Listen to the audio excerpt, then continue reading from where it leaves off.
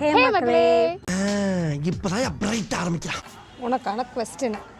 நன்றி, வணக்கம். 1980 ஒருத்தன் பிறந்தான். அவன் 1980 இறந்துட்டான். அவனோட வயசு 20.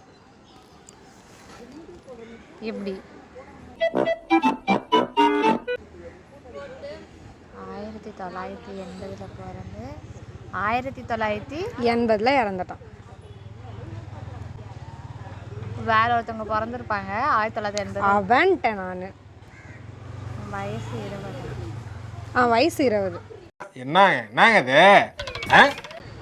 பிறந்தவனும் அவனே, இறந்தவனும் அவனே. 20 வயசு பிறந்துட்டு அப்பவே இறந்தா அவனுக்கு 20 வயசு எப்படி வரும்? சரி, தெரியல. அவங்க சொல்லட்டும்.